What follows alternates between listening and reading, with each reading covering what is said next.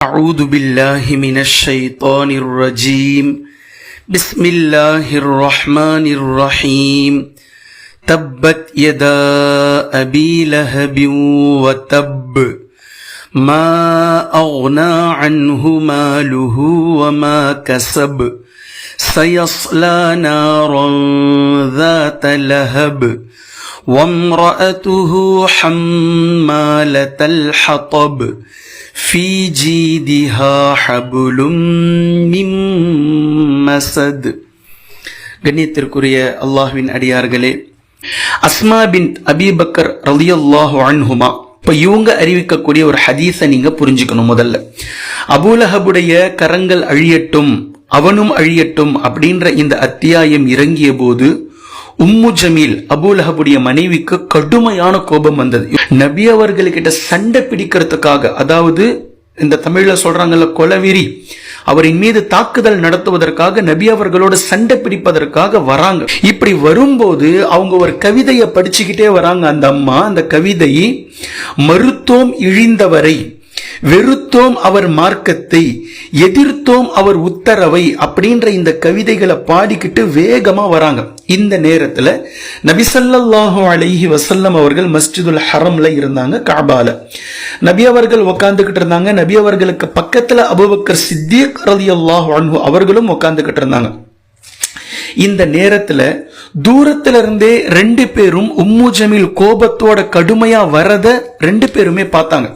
அப்ப அபூபக்கர் சித்திக் ரலியல்லாஹு அன்ஹு நபி ஸல்லல்லாஹு அலைஹி வஸல்லம் கிட்ட சொன்னாங்க, அல்லாஹ்வின் தூதரே, இந்த மாதிரி உம்மு ஜமீல் வராங்களே, இப்படி வராங்களே, சண்டை பிடிக்கிறதுக்காக வராங்களே அப்படின்ற மாதிரி கேட்கிற நேரத்துல நபி ஸல்லல்லாஹு அலைஹி வஸல்லம் சொன்னாங்க, இல்ல, அவளால என்ன பார்க்க முடியாது, அவ இங்கதான் வரா, அவளால என்ன பார்க்க முடியாது அப்படின்னு சொல்லி நபி அவர்கள் ஒரு கெத்தா ஒரு உறுதியோட சொல்லிட்டு குர்ஆனுடைய வசனங்களை ஓத துவங்குறாங்க.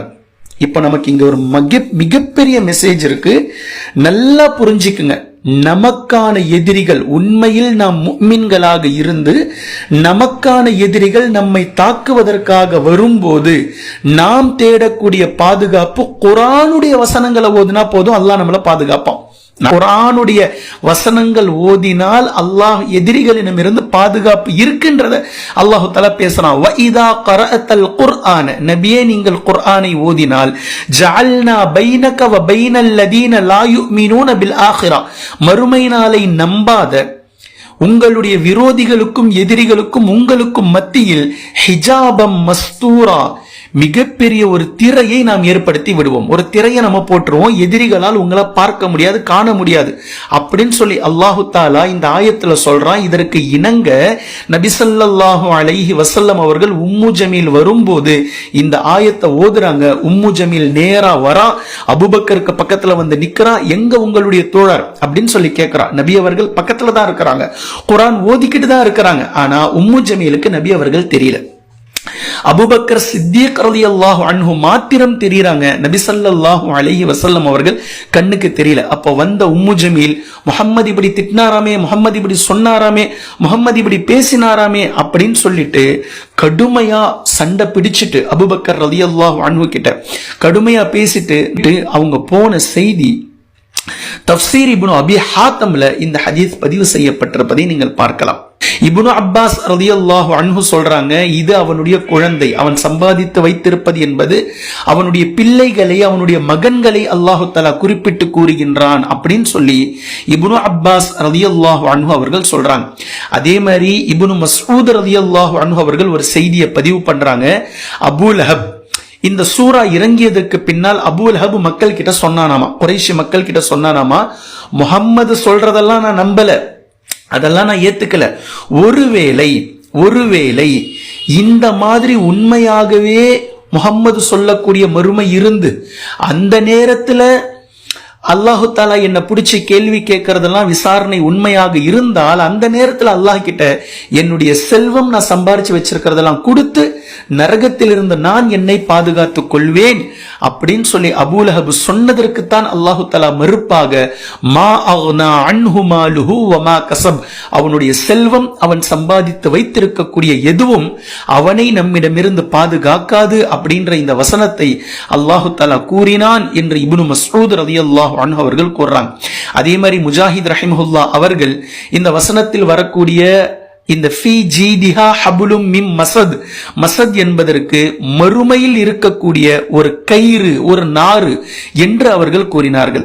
அதே மாதிரி முஜாஹித் ரஹிமஹுல்லாஹ் அவங்களும் இக்ரிமா ரஹிமஹுல்லாஹ் அவங்களும் இந்த ஹம்மாலத்தல் ஹதப், விறகு சுமப்பவளான அப்படின்னு சொல்லக்கூடிய இந்த வார்த்தைக்கு இவள் கோல் சொல்லி கொண்டு திரிந்தால், அதாவது விறகு சுமக்கிறன்ற பேர்ல ஒவ்வொரு இடத்துக்கும் போய் நபி ஸல்லல்லாஹு அலைஹி வஸல்லம் அவர்களை பற்றி கோல் சொல்லி கொண்டு திரிபவளாக இவள் இருந்தாள் என்று கூறுறாங்க.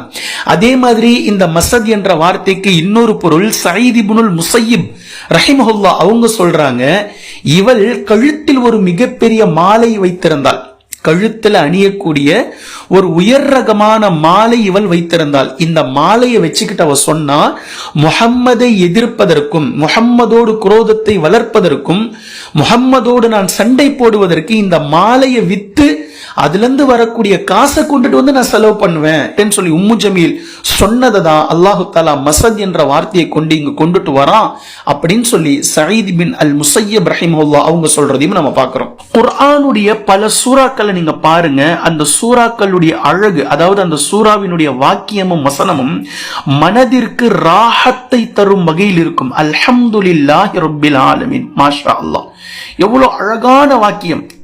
ரப்புல் ஆலமீனுக்கே எல்லா புகழும். இப்படி எல்லாம் துவங்குது சூறாக்கள். இந்த சூறாக்களை துவங்கும் போதே ஒரு நெகிழ்ச்சி, ஒரு சந்தோஷம். ஆனா சில விஷயங்களை அல்லாஹு தாலா மறுமையினுடைய பயத்தை கொண்டும் துவங்குறான்.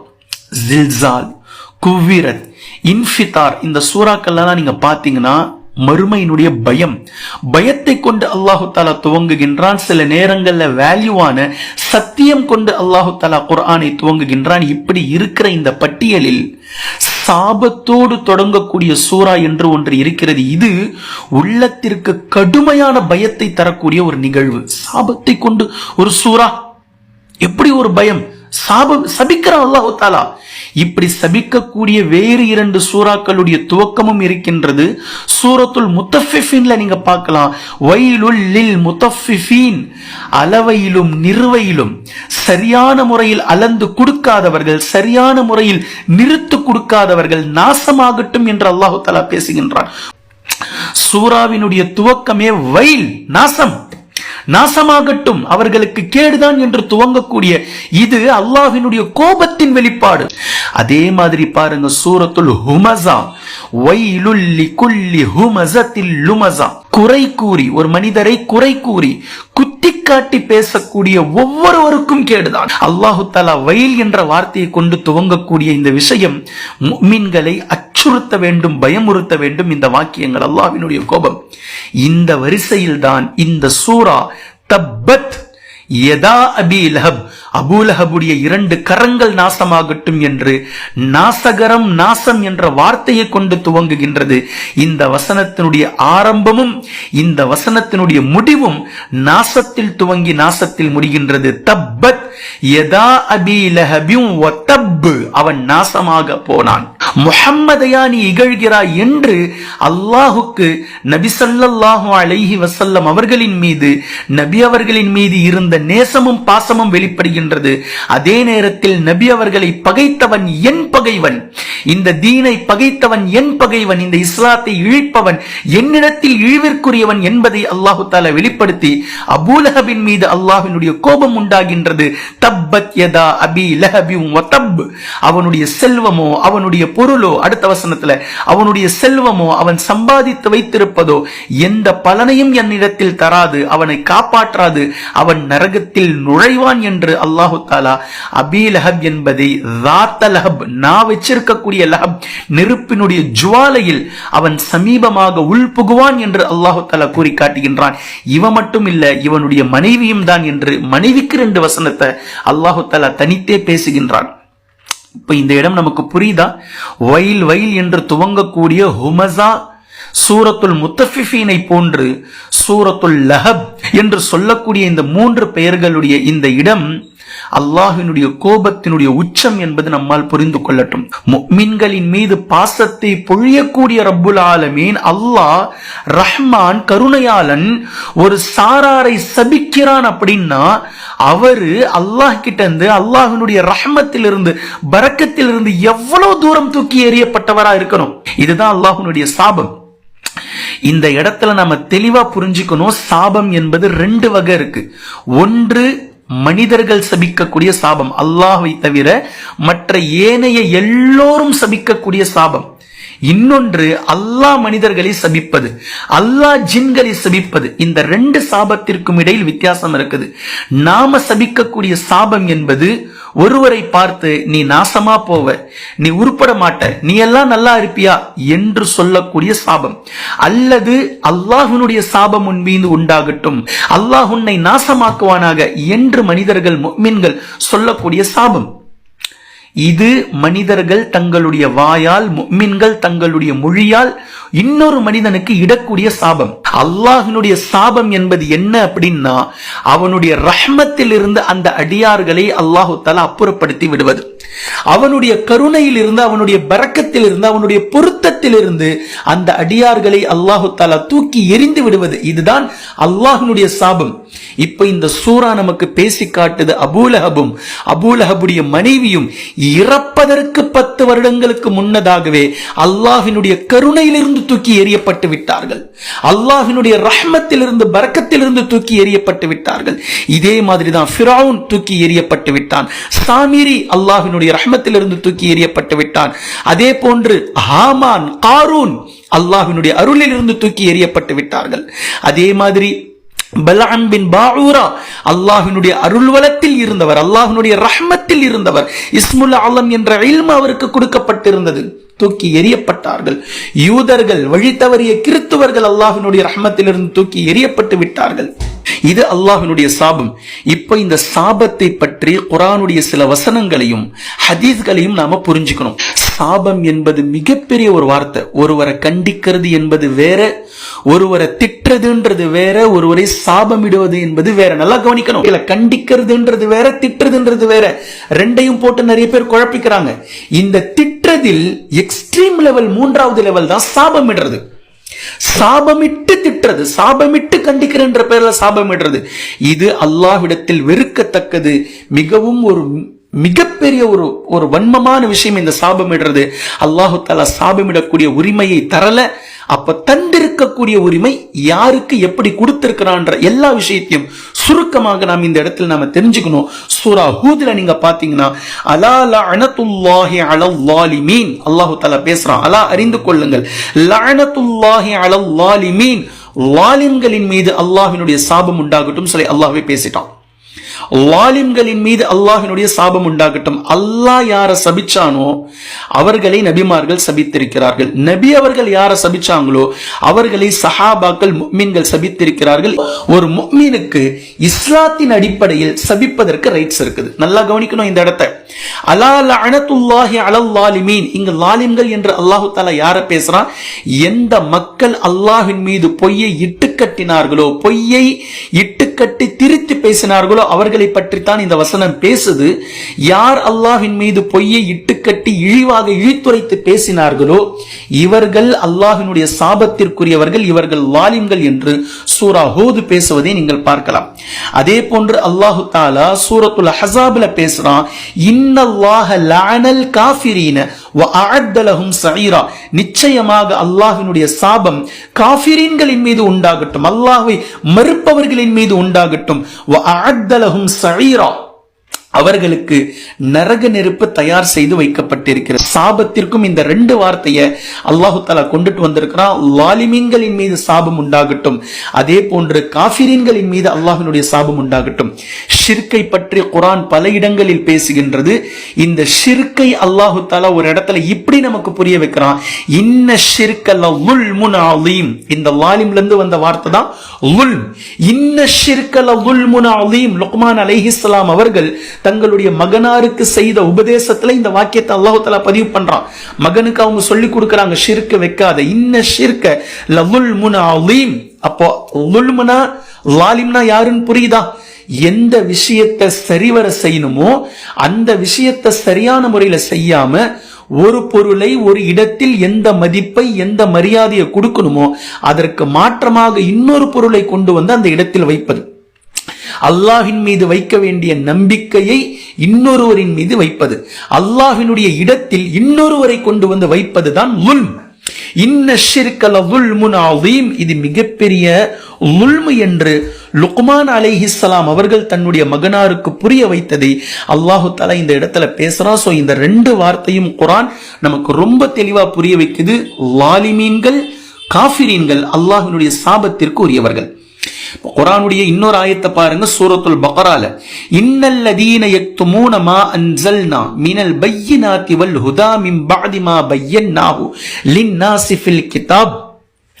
வேதத்திலே மனிதர்களுக்கு எதையெல்லாம் நாம் தெளிவாக்க வேண்டி இருக்கிறதோ அதையெல்லாம் தெளிவாக்கியதற்கு பின்னால் நேர்வழியை கொண்டும் தெளிவான சத்தியத்தை கொண்டும் அல்லாஹு தஆலா இறக்கி வைத்த அந்த வேதத்தை எவர் ஒருவர் மறைப்பாரோ உலாயிக யல்அனுஹுமுல்லாஹ், அவர்கள் அல்லாஹ்வினுடைய சாபத்திற்குரியவர்கள்.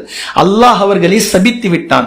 வயல்அனுஹுமுல் லாயினூன், சபிக்கக்கூடியவர்களும் அவர்களை சபிக்கிறார்கள். சபிக்கக்கூடியவர்கள் யார்? சபிப்பதற்கு தகுதியானவர்கள், அதாவது வானவர்கள், முஃமின்கள், ஜின்களில் முஃமின்களாக இருக்கக்கூடிய நல்லவர்கள். இந்த 3 சாராரும் அவர்களை சபிக்கிறார்கள். ஈசா அலைஹிஸ்ஸலாம் அவர்களுடைய வாயை கொண்டு அல்லாஹு தஆலா யூதர்களை சபிக்க வைத்தான். குர்ஆனுடைய ஆயத்து இருக்குது. அப்ப இந்த விஷயங்கள் எல்லாம் நல்லா புரிஞ்சுக்கணும். அல்லாஹ்வினுடைய சாபம் என்பது முஃமின்கள், அதாவது அல்லாஹ்வினுடைய ரஹ்மத்தை விட்டு அப்புறப்படுத்துவது. மனிதர்கள் சபிப்பது என்பது தங்களுடைய வாயால் சபிப்பது.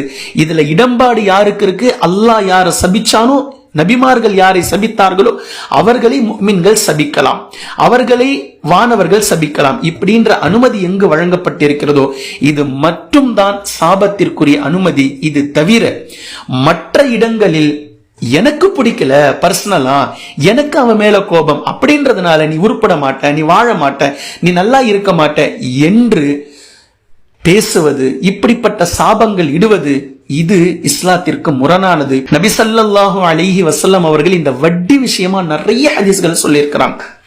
நிறைய ஹதீஸ்கள் இந்த வட்டி விஷயத்துல சொல்லி இருக்கிறாங்க. நல்லா நீங்க ஞாபகம் வச்சுக்குங்க, யூதர்களுக்கு வட்டி விஷயத்துல நிறைய பங்களிப்பு இருக்கு. யூதர்கள் காலு இன்னமல் பைஉ மிஸ்லு ரிபா, நீங்கள் செய்யக்கூடிய வியாபாரங்கள் எல்லாம் வட்டியை போன்றுதான் என்று குறைஷி மக்கள் கிட்ட பேசினாங்க. அதாவது வியாபாரம் என்பது வேற, வட்டி என்பது வேற. ஆனா யூதர்கள் எப்படி பேசினாங்க அப்படின்னா, எங்களுடைய வட்டி உங்களுடைய வியாபாரம் போன்றுதான் அப்படின்னு சொல்லி பேசினாங்க. அப்போ வட்டியை உயர்வாக்கினார்கள். வட்டியினுடைய வாடையை நுகரக்கூடிய ஒரு காலம் வந்துவிடும். எவ்வளவு தப்சி போனாலும் வட்டி எல்லோருடைய வீட்டு வாசலும் தூசியை போன்று நுழைந்துவிடும். வட்டியை நுகரக்கூடிய ஒரு காலம் வந்துவிடும் அப்படின்னு சொல்லி நபி ஸல்லல்லாஹு அலைஹி வஸல்லம் அவர்கள் சொன்ன அந்த காலத்தில் நாம் வாழ்கின்றோம். வட்டி வாங்குபவர், வட்டி கொடுப்பவர், வட்டிக்கு சாப்பிடுபவர், வட்டியை சாப்பிடுபவர், வட்டி தொழில் செய்பவர், வட்டிக்காக சாட்சி கையெழுத்து போடுபவர், வட்டியை ஒருத்தருக்கு வாங்கி கொடுக்க ஜாமீன்ல நிற்பவர், இப்படிப்பட்ட எல்லோரையும் சேர்த்து நபி ஸல்லல்லாஹு அலைஹி வஸல்லம் சொல்றாங்க, இப்படிப்பட்ட வட்டி விஷயத்தில் ஈடுபடக்கூடிய எல்லோரையும் நான் சபிக்கிறேன் அப்படின்னு சொல்லிட்டாங்க நபி ஸல்லல்லாஹு அலைஹி வஸல்லம். நபி அவர்கள் சபிச்சிருக்கிறாங்க. நமக்காக துஆ செய்த ரசூல் ஸல்லல்லாஹு அலைஹி வஸல்லம், நமக்காக காத்திருப்பேன் மறுமை நாளையில் கௌசரில் அப்படின்னு சொன்ன நபி ஸல்லல்லாஹு அலைஹி வஸல்லம் அவர்கள், நமக்காக மறுமையில் துஆவை வைத்திருக்கிறேன் என் சமூகத்திற்காக என்று சொன்ன நபி ஸல்லல்லாஹு அலைஹி வஸல்லம் அவர்கள் எல்லோரும் யா நஃப்ஸி யா நஃப்ஸி என்று சொல்லும் போது நான் என் சமூகத்திற்காக யா உம்மத்தி யா உம்மத்தி என்று சமூகத்தின் கவலையே எல்லா நிலைகளிலும் எல்லா நேரங்களிலும் என்று சொன்ன நபி ஸல்லல்லாஹு அலைஹி வஸல்லம் அவர்களுடைய வாயால் ஒரு சாராரை சபித்திருக்கிறார்கள் அப்படின்னா அது எவ்வளவு பெரிய பாவம் அப்படின்றத நம்ம புரிஞ்சுக்கணுமா இல்லையா? சோ வட்டி என்பது அடித்தளமாக முதல் விஷயமாக இங்கு நான் பதிவு பண்றேன். இந்த ஹதீஸ் சஹீஹ் முஸ்லிம்ல இருக்கு. நம்பர் 2, பிள்ளைகள் பெற்றோர்களை சபிப்பது பெரும்பாவம் அப்படின்னு சொல்லி இருக்கிறாங்க நபி ஸல்லல்லாஹு அலைஹி வஸல்லம். பெற்றோர்களை அவமதிப்பது, பெற்றோர்களை நோவினை செய்வது, பெற்றோர்களுக்கு இதெல்லாம் தனி. சபிக்கிற வார்த்தை இருக்குல்ல, பெரியவங்களை நான் பாத்துக்கிறேன் செஞ்சுக்கிறேன்னு சொல்லிட்டு பெற்றோர்களை சபிக்கக்கூடிய ஒரு வார்த்தை, இதை நபி ஸல்லல்லாஹு அலைஹி வஸல்லம் அவர்கள் தனியா பெரும்பாவம், தௌபா செய்யாம இது மன்னிக்கப்படாது, பெரும்பாவத்தில் நபி ஸல்லல்லாஹு அலைஹி வஸல்லம் அவர்கள் சேர்த்திருக்கிறார்கள். இந்த ஹதீஸ் சஹீஹுல் புகாரியில் பதிவு செய்யப்பட்டிருக்கிறது. 5973வது இலக்கத்தில் இந்த ஹதீஸ்ல நீங்க பார்க்கலாம். இதே மாதிரி நபி ஸல்லல்லாஹு அலைஹி வஸல்லம் அவர்கள் சொன்ன 3வது விஷயம் லஞ்சத்தை பற்றி.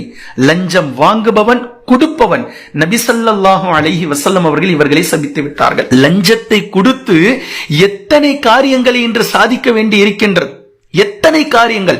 லஞ்சம் கொடுப்பவன், லஞ்சம் வாங்குபவன் அல்லாஹ்வின் தூதர் ஸல்லல்லாஹு அலைஹி வஸல்லம் அவர்களுடைய சாபத்திற்குரியவர்கள் என்று நபி ஸல்லல்லாஹு அலைஹி வஸல்லம் அவர்களுடைய ஹதீஸ் திர்மிதியில் 1337வது இலக்கத்தில் இருப்பதை நீங்கள் பார்க்கலாம். அதே போன்று 4வது ஹதீஸ் நபி ஸல்லல்லாஹு அலைஹி வஸல்லம் அவர்கள் பேசி இருக்கக்கூடிய மிக முக்கியமான விஷயம், ஆணை போன்று ஒரு பெண் தன்னை ஒப்பனை செய்து கொள்வதும், பெண்ணை போன்று ஒரு ஆண் தங்களை ஒப்பனை செய்து கொள்வதும் நபி ஸல்லல்லாஹு அலைஹி வஸல்லம் அவர்களுடைய சாபத்திற்குரியது அப்படின்னு நபி அவர்கள் சொல்லிட்டாங்க. நீண்ட நெடிய ஹதீஸ் இந்த ஒப்பனை.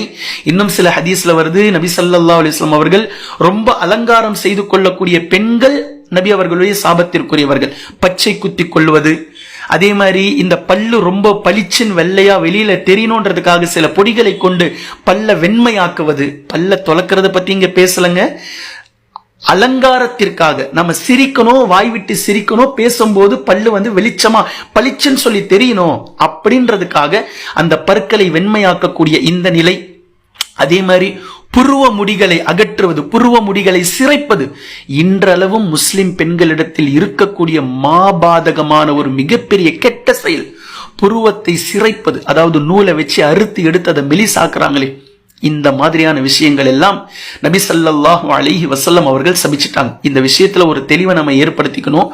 அல்லாஹு தஆலா படைத்திருப்பது ஆண் மற்றும் பெண், 2 பேரை தான். இதுல எந்த மாற்று கருத்தும் இல்ல. 3வது ஒரு பாலினம் என்பது உலகத்துல கிடையவே கிடையாது. இப்ப பிரச்சனை என்ன இங்க என்னன்றதை நம்ம புரிஞ்சுக்கணும் அப்படின்னா, பல குழந்தைகளுக்கு ஆண்களுக்கும் பெண்களுக்கும் பிறக்கும் போதே குறைபாடுகள் என்பது பலருக்கும் இருக்கு. இது அல்லாஹ்வுடைய ஒரு சோதனை. இந்த குறைபாடு என்பது எப்படின்னா பிசிக்கல், மென்டல் 2 விதத்துல இருக்கு குறைபாடுகள். ஒன்னு என்ன, பிசிக்கல், கை கால் ஊனமா பிறக்கிறது. மென்டலி இதய வளர்ச்சி குறைபாடு, இதயத்துல ஓட்ட, உள்ளுக்குள்ள கிட்னி ஃபெயிலர், உள்ள இருக்கிற நோயாளி குழந்தை வெளியில பாக்குறதுக்கு நல்லா இருக்கும், ஆனா உள்ளுக்குள்ள பிரச்சனை இருக்கும். இந்த மாதிரியான ஒரு குறைபாடுல கட்டுப்பட்டதுதான் ஹார்மோன் சுரப்பியினுடைய குறைபாடு. ஒரு ஆணாக பிறந்து ஆணுடைய இச்சையே ஒருவனுக்கு வரல, ஒரு பெண்ணாக பிறந்து பெண்ணுடைய உணர்வே அவளுக்கு வரல, ஹார்மோன் குறைபாடு, அவ்வளவுதான். இதுக்கு நான் பெண் வேஷம் போட்டுப்பேன், அல்லது ஒரு ஆணா நான் உணர்றேன், வேறு ஒரு பெண்ணை நான் விரும்புறேன், இதெல்லாம் தேவையில்லாதது. அல்லாஹ் படைச்சது 2 படைப்பு தான், ஒன்று ஆண் மற்றொன்று பெண். இதற்கு சான்று உலகம் பல சான்றுகள் இருக்குது. பல உயிரினங்கள் இந்த உலகத்துல இருக்கு. இந்த எல்லா உயிரினங்களிலுமே ஆண் பெண் அவ்வளவுதான். உணர்வு இல்லாததும் ஆண் பெண்ணா தான் இருக்கும். அதாவது ஹார்மோன் குறைபாடு உள்ள விலங்குகளும் ஆண் பெண்ணா. இதே மாதிரிதான் மனிதர்களிலும் ஹார்மோன் குறைபாடு உள்ள ஆணோ பெண்ணோ அவன் ஆண் பெண் தான். உணர்வுகள் குறைபாடு, ஹார்மோன் குறைபாடு, அவ்வளவுதான். இதே மாதிரி மரங்கள், செடி கொடிகள், இவைகளிலும் ஆண் பெண் இருக்கிறது. ஆண் பெண், ஆண் பூ பெண் பூ என்று இருக்கிறது. எதுல பிரச்சனை இருக்குதோ அது பூ பூக்காது, காய் காய்க்காது. அதுல இருந்து உங்களுக்கு பெனிஃபிட் இருக்காது, அது சருகா மாறிடும், அது காஞ்சி போயிடும். இதே போன்றுதான் மனிதர்களிலும் ஹார்மோன் சுரப்பிகள் சரியான முறையில இல்லாம சில சருகுகளாக மாறக்கூடியவர்கள் இருக்கிறார்கள். இது அல்லாஹ் அவர்களுக்கு கொடுக்கக்கூடிய சோதனை. அல்லாஹின் பக்கம் அவர்கள் திரும்ப வேண்டும், அந்த பெற்றோர்கள் அல்லாஹின் பக்கம் திரும்ப வேண்டும், அவர்கள் அதிகமாக தௌபா செய்ய வேண்டும் என்பதற்கான வழியை தவிர உடல்நிலை எப்படி சரியில்லாமல் ஆகிறதோ, உடலுக்குள் எப்படி பிரச்சனை இருக்கிறதோ இதே போன்ற ஹார்மோன் பிரச்சனை தானே தவிர மூன்றாவது ஒரு பாலினம் எதுவுமே உலகத்தில் இல்ல. அப்படி இருப்பதாக இந்த உலகத்திற்கு, அதாவது வெஸ்டர்ன் கல்ச்சரால் நம்ப வைக்கப்படுகிறார்கள், இலுமினாட்டிகளால் நம்ப வைக்கப்படுகிறார்கள். இதெல்லாம் ஒரு சிஸ்டமேட்டிக்கான வியாபாரம் என்பதை நாம் புரிந்து கொள்ள வேண்டும். இந்த இடத்தில் நபி ஸல்லல்லாஹு அலைஹி வஸல்லம் அவர்கள் மிக தெளிவாக சொல்லிவிட்டார்கள். ஆண் பெண்ணை போன்றும் பெண் ஆணை போன்றும் ஒப்பனை செய்து கொள்வது, வேஷம் போட்டுக் கொள்வது நபி ஸல்லல்லாஹு அலைஹி வஸல்லம் அவர்களுடைய சாபத்திற்குரியவர்கள் என்று நபி ஸல்லல்லாஹு அலைஹி வஸல்லம் அவர்கள் கூறிய ஹதீஸ் சஹீஹுல் புகாரியில் 5885வது இலக்கத்தில் நீங்கள் பார்க்கலாம். அதே போன்று நபி ஸல்லல்லாஹு அலைஹி வஸல்லம் அவர்கள் கூறிய இன்னொரு ஹதீஸ், இந்த ஹதீஸை பாருங்க, 5வது ஹதீஸ் நல்லா புரியுங்க. நபி ஸல்லல்லாஹு அலைஹி வஸல்லம் எவ்வளவு அழகா ஒரு பிலாசபி கிளாஸ் எடுக்கிறாங்க பாருங்க. ஒரு மனிதர் ஒருவரை சபிக்கிறார், ஒரு மனிதர் ஒருவரை சபிக்கிறார். இவர் சபிக்கக்கூடிய அந்த வார்த்தைக்கு தகுதியானவராக யாரை இவர் சபித்தாரோ அவர் இல்லை. அந்த நிலையில இவர் உணர்ச்சி வசப்பட்டு சபிக்கிறார். இப்ப இந்த வார்த்தை என்ன ஆகுமா, யாரை பார்த்து இவர் சபித்தாரோ அவர்கிட்ட இந்த வார்த்தை போகும். அவர்கிட்ட போய் அவர் தகுதியானவராக இல்லாத பட்சத்தில் அந்த வார்த்தை வானத்தை நோக்கி போகும். வானத்துல யாருமே அதற்கு தகுதியானவர்களாக இல்ல, பூமியை நோக்கி வரும். இப்படியே இந்த வார்த்தை சுத்திட்டு அந்த வார்த்தை மீண்டும் யார் சபித்தாரோ அவரையே வந்து சேர்ந்து விடும் அப்படின்னு சொல்லி நபி ஸல்லல்லாஹு அலைஹி வஸல்லம் அவர்கள் சொல்லக்கூடிய இந்த ஹதீஸ் அபூதாவுதில் 4905வது இலக்கத்தில் நீங்கள் பார்க்கலாம். அதே மாதிரி இன்னொரு ஹதீஸை பாருங்க, 6வது ஹதீஸ். ஒரு முஃமினை ஒருவன் சபிக்கிறான், ஒரு முஃமினை ஒருவன் சபிக்கிறான். நான் சொல்றது நல்லா புரியுதா? ஒருவர் முஃமினாக வாழ்கிறார் மார்க்கத்தின் அடிப்படையில், இன்னொருவர் முஃமின் அல்லாத அடிப்படையில் வாழ்கிறார். ஏதோ ஒரு கிளாஷ்ல ஒரு முஃமினை, நல்லவரை கெட்டவர் சபிக்கிறார். இப்போ உதாரணமா அபூலஹப் நபி அவர்களை சபிச்ச மாதிரி, அபூலஹப் நபி அவர்களை சபிச்ச மாதிரி, நபி அவர்கள் இந்த இடத்துல முஃமின், அபூலஹப் கெட்டவன் நரகவாதி என்று அல்லாஹ் தஆலா டிக்ளேர் பண்ணிட்டான். இப்போ இது எப்படிப்பட்டது அப்படின்னா கொலைக்கு சமம் அப்படின்னு சொல்லி நபி ஸல்லல்லாஹு அலைஹி வஸல்லம் சொல்றாங்க. ஒரு முஃமினை ஒருவன் சபிப்பது கொலைக்கு சமமானது என்று நபி ஸல்லல்லாஹு அலைஹி வஸல்லம் அவர்கள் கூறிய ஹதீஸ் சஹீஹுல் புகாரியில் 6047வது இலக்கத்தில் இருப்பதை நீங்கள் காணலாம்.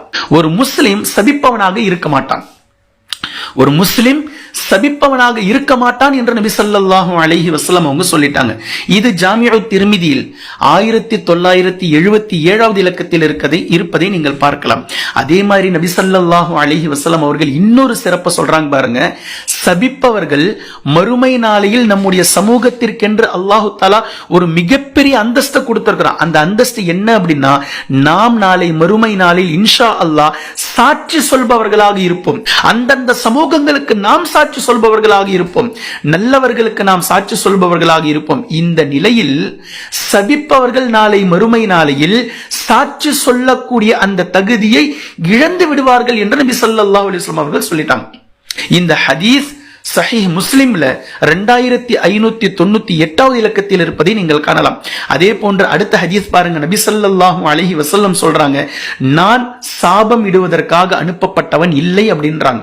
நபி அவர்கள் யாரையுமே திட்டினதில்லை, கண்டிச்சு இருக்கிறாங்க. அதை தான் ஆரம்பத்திலே சொல்லிட்டேன், யாரையுமே திட்டினதில்லை.